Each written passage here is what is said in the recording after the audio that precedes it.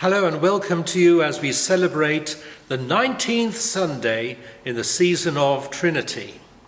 As we follow our Bible readings through the Gospel of Matthew, we come across another hard encounter between Jesus and religious authorities. They tried to catch him out by putting a trick question to him about paying taxes to Caesar. The punchline at the end is a very famous one. Give to Caesar what is Caesar's, and give to God what is God's. And here something happens which often happens when we have stopped to listen to some of Jesus' teaching.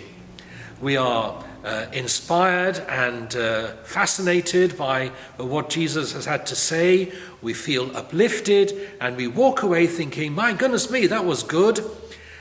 And then it suddenly strikes us. What did he actually say?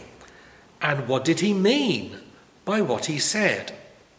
Now this week, the little phrase that I want us to think about is not so much give to Caesar what is Caesar's, but the second half of the phrase, and give to God what is God's. Now when we first hear it, we say, of course, brilliant, very good. But then on reflection, what does it actually mean in practice for you and me? We have to work out what is God's. We might start thinking about some obvious answers like the whole of creation is God's. Or we might think about our own lives and say, my life belongs to God.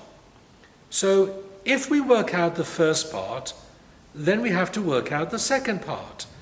Give to God what is God's.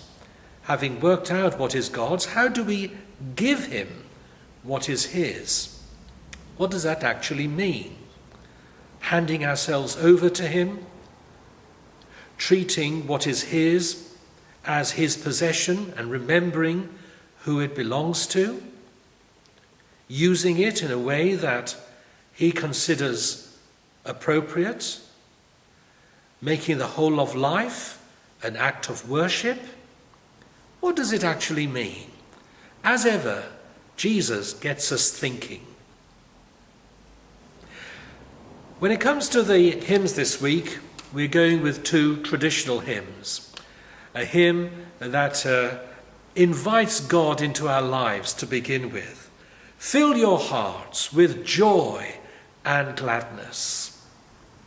And then, having gone through the service and having thought about what it means to give to God what is God's, we invite him into our lives and offer the whole of life to him, Lord of all hopefulness.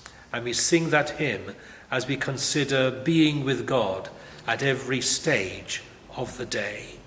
So, welcome to you, and I hope you enjoy this time of worship together.